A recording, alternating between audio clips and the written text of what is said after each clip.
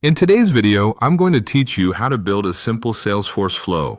Now, whether you're new to Salesforce or just looking to brush up on your skills, this guide will help you navigate and set up a basic flow in about 5 minutes. So, let's dive in and get started. First, you'll want to head over to Salesforce. Once you're logged in and ready, look towards the top right corner of your screen and find the gear icon. This is your gateway to customization and setup within Salesforce. Give that gear icon a click and it will open up a drop-down menu. From here, click on Setup. Doing so will navigate you to more detailed settings and tools. Now that you're in the setup area, you'll see a search bar labeled Quick Find. This feature is incredibly handy for navigating the plethora of options available in Salesforce. Type flows into this search bar, and when the option appears, go ahead and select it. This will take you to the area where you can create and manage your flows. For this demonstration, we're going to be working with what is known as a screen flow. This option is perfect for creating an interactive flow that users can engage with directly, like a form they fill out.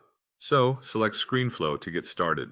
Once you've opened the ScreenFlow section, you'll see a canvas where you can start building your flow. The first thing you'll do here is drag the screen element onto your canvas. This action creates the basic framework for your flow. After placing the screen element, you'll be prompted to give it a label. This label is essentially a name or title for that part of your flow, so make it descriptive yet concise to help you and others understand its purpose at a glance.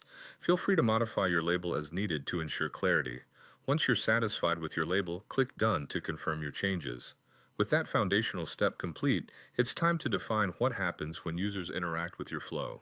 Now drag the Create Records element onto the canvas. This allows your flow to create new Salesforce records based on user input. When configuring this, you'll want to choose one record since we're keeping things simple, and for the object, select Contact. Once you've set this up, it's important to map out the input fields to ensure the data is being stored correctly. After inputting this information, click Done to seal in your settings. Before moving forward, remember to save your flow. Click Save, and be sure to give your flow a meaningful name that reflects its function or goal. Finally, once everything looks right and you're feeling good about your flow, activate it. Activating your flow allows it to start running and means it's ready for user interaction. There you have it, a simple Salesforce flow crafted in just a few minutes. With practice, you'll be building more complex flows in no time.